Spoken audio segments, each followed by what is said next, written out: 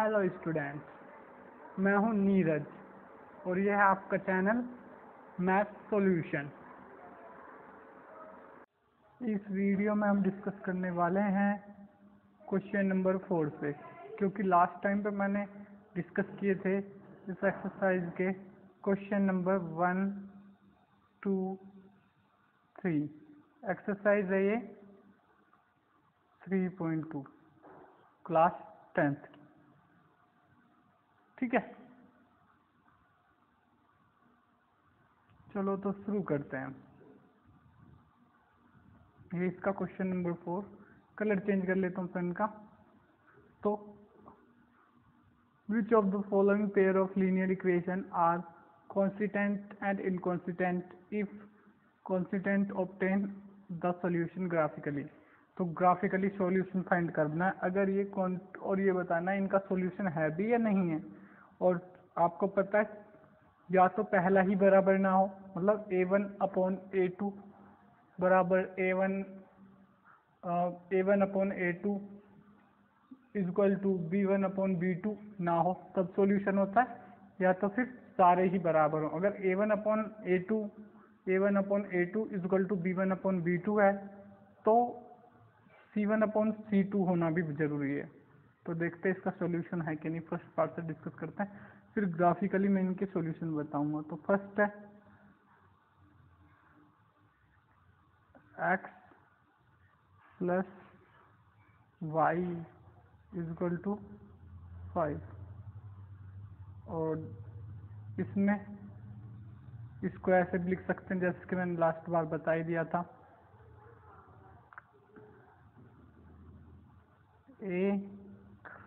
x plus y minus 5 equal to 0।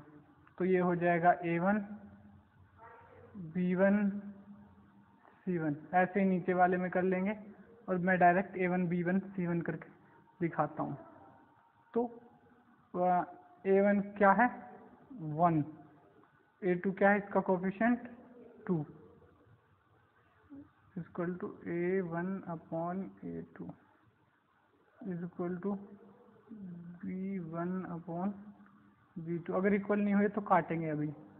तो देखते हैं b1 में y का कोफिशिएंट क्या है 1 और दूसरी इक्वेशन में 2, तो यानी कि इक्वल है। अब देखते हैं c1 इसके इक्वल है कि नहीं है। c1/c2, तो ये हो जाएगा -5 और ये हो जाएगा -10। पहली इक्वेशन में हो जाएगा -5, दूसरी में हो जाएगा -10। तो माइनस से माइनस कट जाएगा, ये भी कट के आ जाएगा 1/2। तो यानी कि लिख सकते हैं इसको a1/a2 equal to b1/b2 equal to c1/c2। तो ये क्या है इनफाइनाइट सॉल्यूशन। यहाँ पे इनफाइनाइट सॉल्यूशन तो लिखना नहीं है, यहाँ पे केवल कॉन्स्टेंट और इनकॉन्स्टेंट बनाना। तो यहाँ पे लिख सकते हैं कॉन्स्टेंट। ठीक है, अब इसको और क्या करना है। If the constant obtain a solution graphically. तो ग्राफिकली इनका सॉल्यूशन देख लेते हैं। तो ये है इसका graphically solution x plus y equal to 5, और दोनों इक्वेशन एक सी हैं। वहाँ पे जैसे कि उसमें है एक तो ये हो गया x plus y equal to 5, और दूसरी ये थी ना हमारे पास 2x plus 2y equal to 10। अब दो पूरी इक्वेशन को, इस वाली को बाद वाली को 2 से डिवाइड कर देंगे तो ये भी यही बन जाएगी। ठीक है, ऊपर वाली तो एक इक्वेशन है ये दोनों, और इस तरीके से रिजल्टेंट होगा। इनके जो भी सॉल्यूशन होंगे सारे एक साथ होंगे। ठीक है, सारे सेम ही होंगे। अगर 3 और 2 पे इसका सॉल्यूशन है तो दूसरे का भी 3 और 2 पे सॉल्यूशन होगा। ठीक है, तो अगला पार्ट डिस्कस कर लेते हैं इसका। नेक्स्ट है पार्ट सेकंड, और ये जो क्वेश्चन मैं करा रहा हूँ इनका आप सॉल्यूशन टेबुलर फॉर्म से भी कर सकते हैं। टेबुलर फॉर्म से भी मतलब कर करके। तो अगला है x minus y equal to 8। उसके बाद ये है 3x minus 3y equal to 16। तो देखें ये 3 है,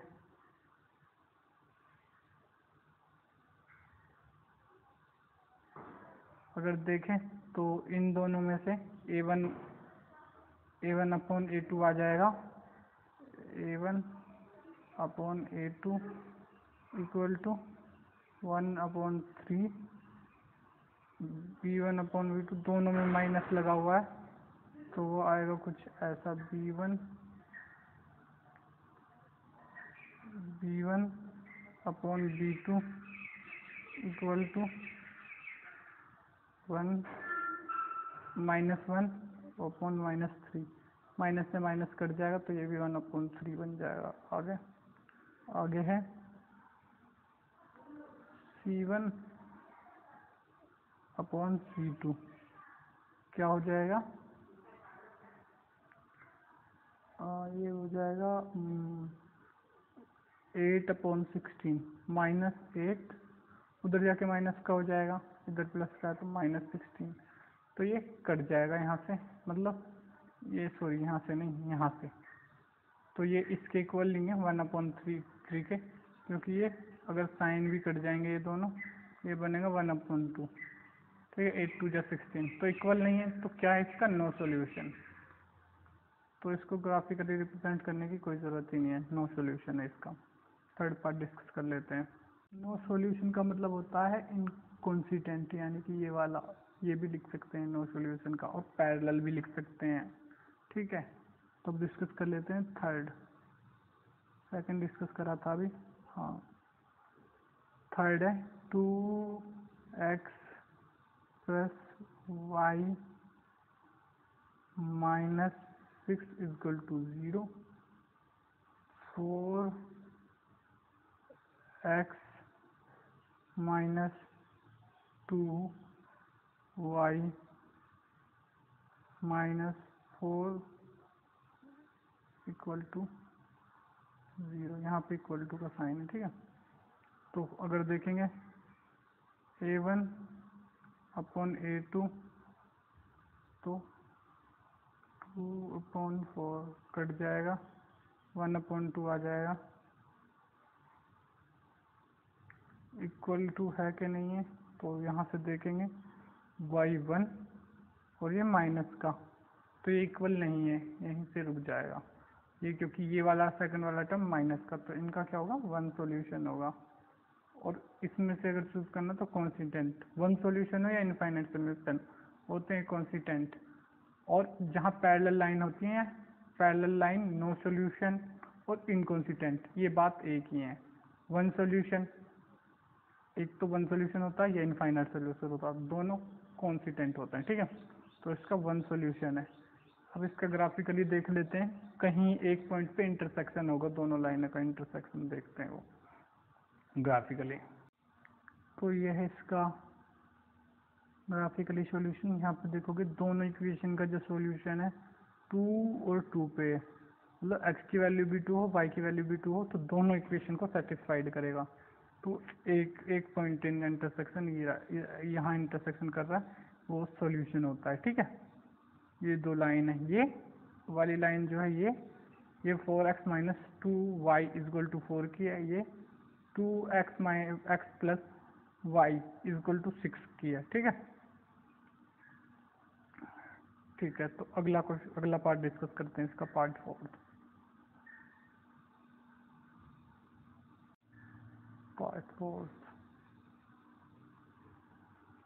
तो देखते हैं इसमें 2x minus 2y minus 2 equal to 0, 4x minus 4y minus 5 equal to 0,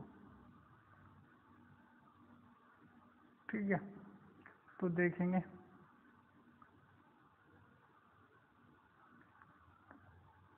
a1 upon a2 equal to 2/4, cut के आ जाएगा 1/2 ये आ जाएगा। ठीक है, यहाँ पे अगला है b1/b2 क्या है -2/-4 कट के ये भी माइनस से माइनस कट जाएगा और इसे कट के भी 1/2 आ जाएगा।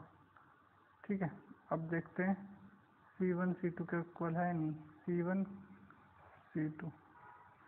C2 है -2/5 माइनस का, माइनस से माइनस तो कट जाएगा लेकिन 2/5 1/2 के इक्वल है, तो ये टर्म इसके इक्वल नहीं है। तो इसके कितने सॉल्यूशन है? No solution, no solution. और ये है पैरेलल लाइन, इन्हीं को कहते हैं पैरेलल लाइन।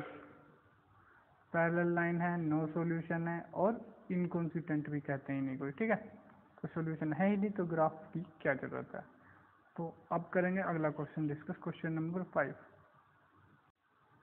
तो यह है क्वेश्चन नंबर 5। एक बार क्वेश्चन पढ़ लेते हैं। Half of perimeter of rectangular garden whose length is 4 meter more than its width is 6 metre, मतलब हाफ पेरीमीटर इसका 36 मीटर है।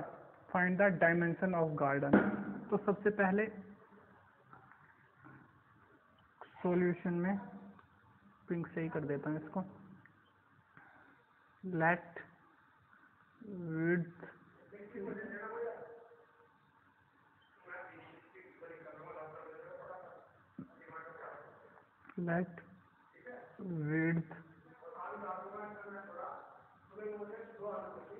ऑफ, ये राइटिंग कुछ साफ सी नहीं हो रही, शुरू से ही करता हूँ। Let width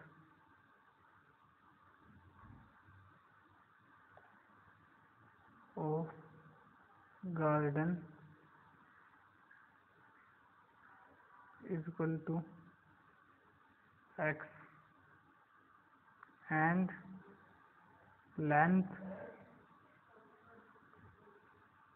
is equal to y।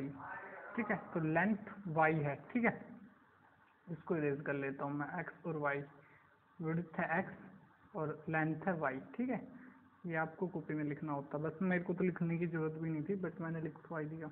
ठीक है, तो हाफ पेरीमीटर का क्या मतलब? हाफ पेरीमीटर क्या होता है? देखो, पेरीमीटर क्या होता है? 2 इंटू रेक्टेंगल का लेंथ के लिए हमने इसका क्या हो जाएगा x प्लस y, मतलब width plus length plus width या width plus length, x plus y ये हो जाएगा। ठीक है, ये इसका पेरीमीटर हो गया। यही चीज़ समझ में नहीं आती बच्चों को, टीचर फॉलो करवा के चले जाते हैं। और हाफ पेरीमीटर क्या हो जाएगा इसको, मतलब इसको 2 से डिवाइड कर दो। जब इसको 2 से डिवाइड करेंगे ये इससे ये कट जाएगा, तो यानी कि x प्लस y इसका हाफ पेरीमीटर है। ध्यान रखना, हाफ पेरीमीटर वो तो खैर स्पेलिंग तो आप खुद भी कर सकते हैं, हाफ पेरीमीटर। ठीक है, तो अब आगे की चीज़ें डिस्कस कर लेते हैं क्योंकि ये चीज़ें समझ में नहीं आती, इसलिए मैंने पहले ही समझा दी। ठीक है, तो अब इक्वेशन बनाएंगे। तो अब इसमें क्या दिया हुआ है? सबसे पहले पहली वाली इक्वेशन है whose length is 4 metre more. Length क्या लिया हमने?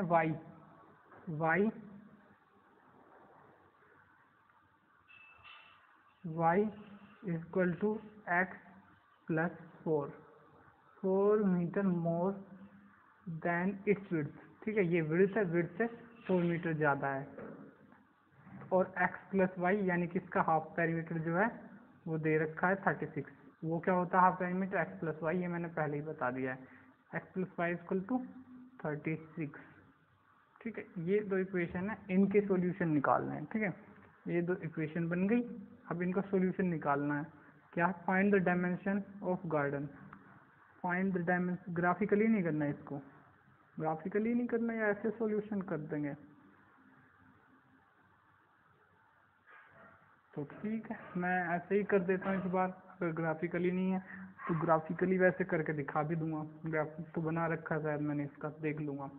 तो पहले ऐसे ही बता देता हूँ।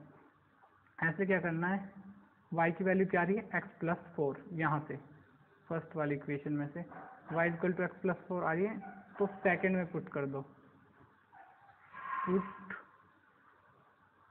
फर्स्ट इन सेकेंड, ये फर्स्ट है ये सेकेंड है, ठीक है। तो x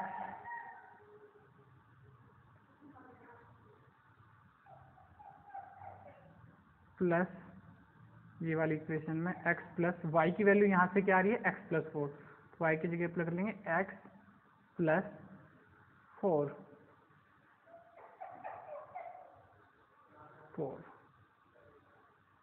ये पता नहीं बीच बीच में मिट कैसे जाता है, इक्वल टू 36, इसलिए जैसे ही लिखो वैसे ही उतार लिया करो।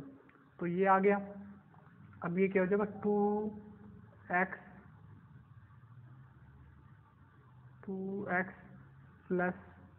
4 = 36, 4 इधर जाएगा तो 36 में से माइनस हो जाएगा, है ना।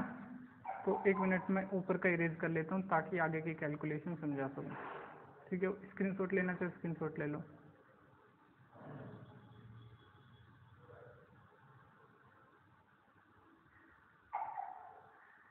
ठीक है, 2x + 4 = 36, तो 2x = 36 -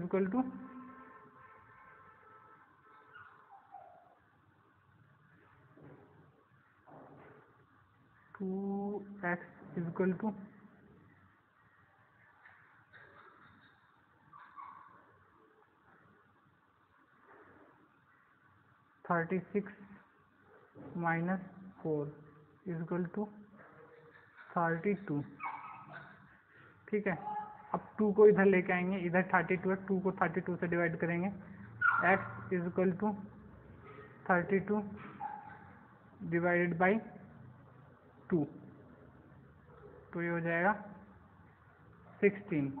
अब x की वैल्यू आ गई है 16, x की वैल्यू क्या आ गई है 16। अब इस वैल्यू को किसी भी इक्वेशन में पुट करके दोनों में से वो निकाल लेंगे y की वैल्यू। तो एक इक्वेशन याद हो तो, जो फर्स्ट थी या सेकंड ये तो मुझे ध्यान नहीं है, लेकिन एक इक्वेशन ये थी कि x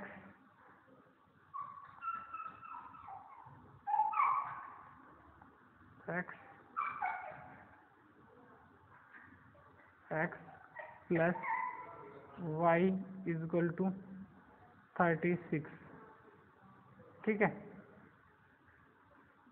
तो x अगर यहाँ पे 16 है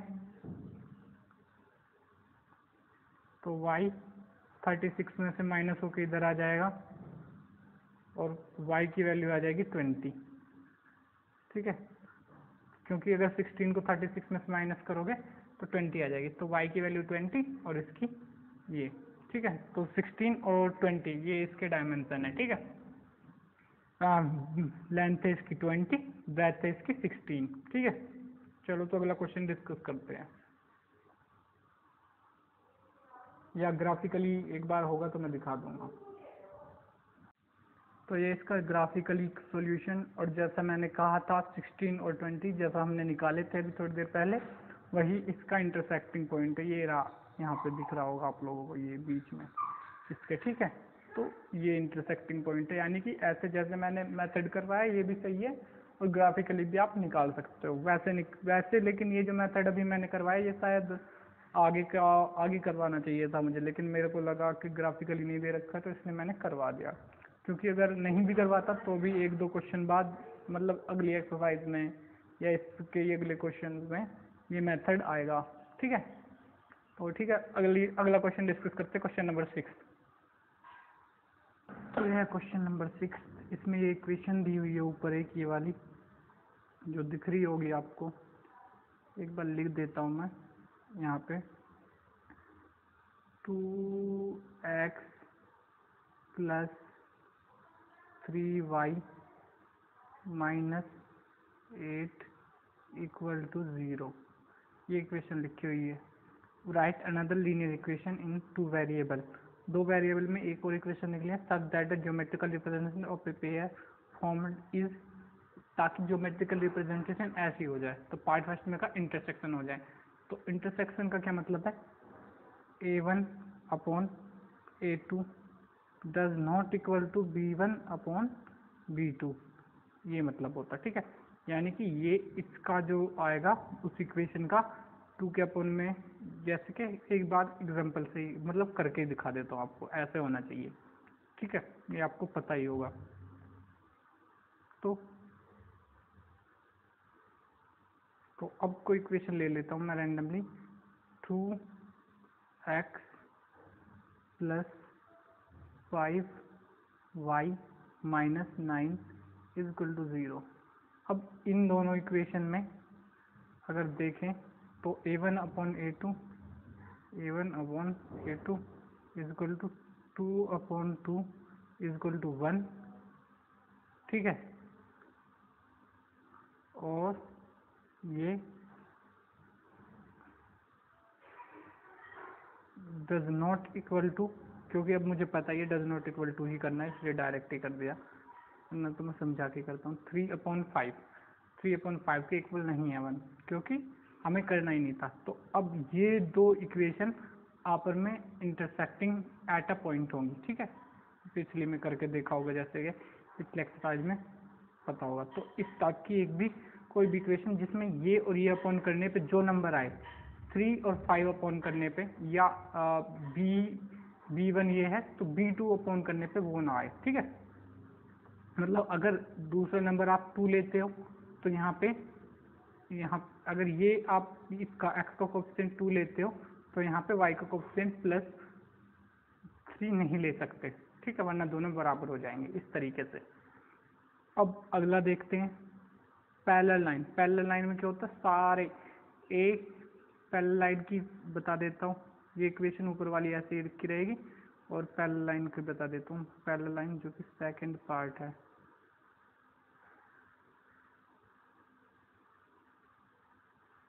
ये ऐसे ही लिखी रहेगी ऊपर वाली इक्वेशन। सेकंड पार्ट है जो कि पैरेलल लाइन में क्या होगा, पैरेलल लाइन में क्या होगा, पैरेलल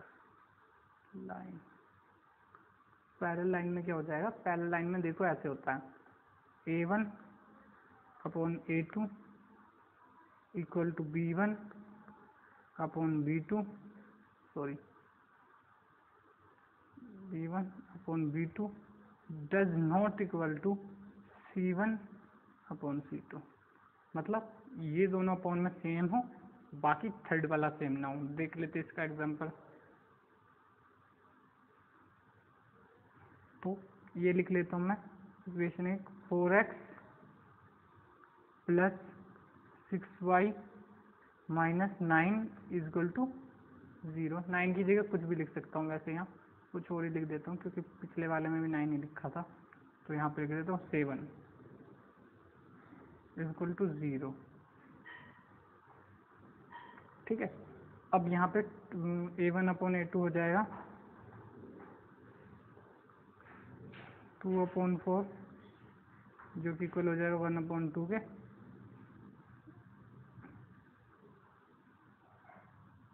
और इक्वल हो जाएगा, क्योंकि अब तो मुझे पता ही है कि इक्वल मैंने करा ही है, इक्वेशन मैंने तो ये दोनों b1 b2 के इक्वल हो जाएंगे, जो कि 3/6, वो भी इक्वल हो जाएगा 1/2 के। ठीक है, अब c1 अपॉन c2 क्या है, c1 अपॉन c2 वो है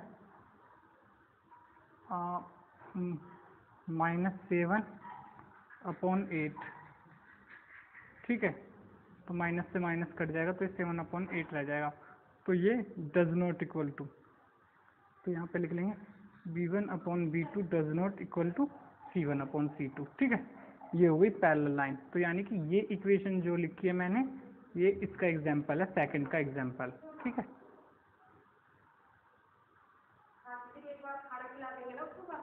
ठीक है।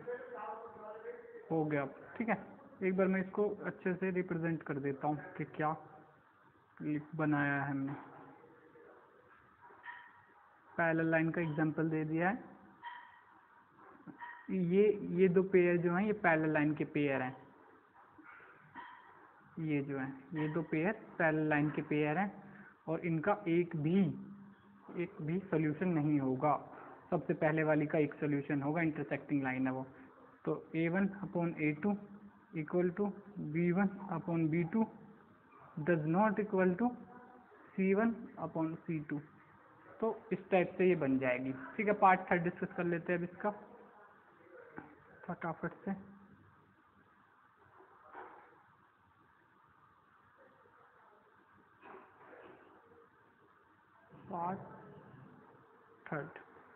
पार्ट थर्ड में क्या है?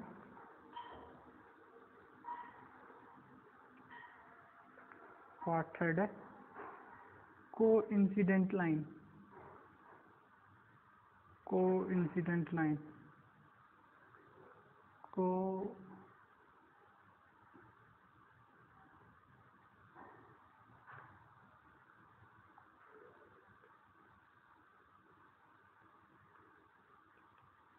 वैसे जो फर्स्ट वाली करी थी इंटरसेक्शन लाइन, उनका भी सॉल्यूशन था, तो वो भी कोइंसिडेंट लाइन है।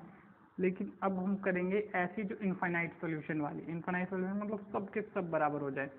तो ये इक्वेशन लिख ही लेते हैं। इक्वेशन ऊपर वाली 2x + 3y - 8 = 0। पूरी इक्वेशन को 2 से मल्टीप्लाई करके लिख दो। सारे के सारे सेम हो जाएंगे सारे के सारे, तो इनफाइनाइट सॉल्यूशन हो जाएंगे। जैसे कि मैं लिख सकता हूँ 4x + 6x 6y, इसका डबल करेंगे -16 = 0। अब देखोगे तो A1 अगर करोगे, मैं इस बार कर नहीं रहा हूँ, A1/A2 B1/B2 C1/C2 सब आपस में इक्वल होंगे और ये इक्वल होंगे 1/2 के। ये सब 1/2 होंगे। तो ये क्या हो जाएंगे? कोइंसिडेंस। और इसके सॉल्यूशन कितने हो जाएंगे? इनफाइनाइट सॉल्यूशन हो जाएंगे, इनफाइनाइट सॉल्यूशन। ठीक है, तो अब अगला क्वेश्चन डिस्कस कर लेते हैं, क्वेश्चन नंबर 7। यह है इस एक्सरसाइज का लास्ट क्वेश्चन, और आज का भी लास्ट क्वेश्चन। और कल से स्टार्ट करेंगे एक्सरसाइज 3.3। ये क्वेश्चन नंबर 7, इसमें कुछ करना नहीं है, बस सिंपल है। Draw a graph of equation x = ये। तो ये जो इक्वेशन है, ये जो फर्स्ट वाली इक्वेशन है, इसको ऐसे भी लिख सकते हैं, x - y + 1 = 0 लिखा हुआ है, तो इसको ऐसे भी लिख सकते हैं। हाँ सही तो है, ठीक है। और दूसरी इक्वेशन दी हुई है ये 3x + 2y - 12 = 0। ये दो इक्वेशन आ गई। ठीक है, ये दो इक्वेशन आ गई। इन दोनों इक्वेशन का ग्राफ बनाना है। अब इस पे ऐसे हाथ से ग्राफ बनाना तो पॉसिबल नहीं, मैं बनाया दिखा दूंगा। Determine the coordinate of vertices of triangle formed. तो मतलब अगर इनके जो वर्टिक्स हैं, ये दो लाइन होंगी, तो कहीं पे इंटरसेक्ट करेंगी ये, क्योंकि इनका देखो तो A1/A2 क्या आएगा? A1/A2 अगर देखें तो आ जाएगा 1/3, जो कि इक्वल नहीं है 1/2 के। और 1/2 क्या है? B1/B2। तो B1/B2 के इक्वल नहीं है A1/A2। तो ये इंटरसेक्ट करेंगी एक पॉइंट पे, किसी पे। ठीक है, तो इंटरसेक्ट जिस पॉइंट पे करेंगी, इंटरसेक्ट जैसे कि मान लो ये इस पॉइंट पे इंटरसेक्ट किया इन्होंने, इन लाइनों ने, तो यहाँ पे एक्स एक्सिस को बेस मान के एक ट्रायंगल बनाओ और उसको कलर करो ऐसे। ठीक है, ये शेडिंग करो, इस टाइप का है। तो एक बार मैं आपको दिखा देता हूँ कि कैसे ग्राफ बनेगा वो, और कुछ इसमें है नहीं। तो देखो यहाँ पे ये जो मैंने ट्रायंगल बनाया था, वैसे ही हाथ से ये ग्राफ पे बना हुआ है। ये इंटरसेक्ट कर रहे हैं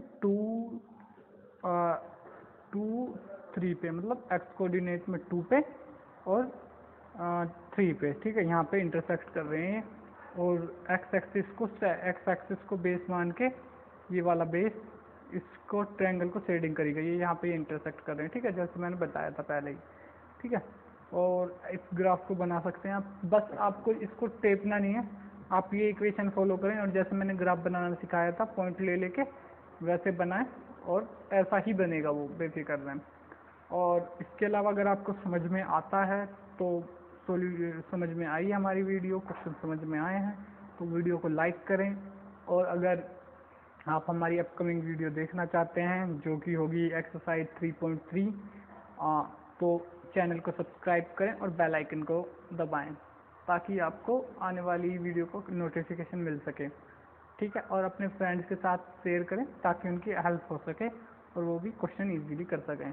okay, thank you for watching.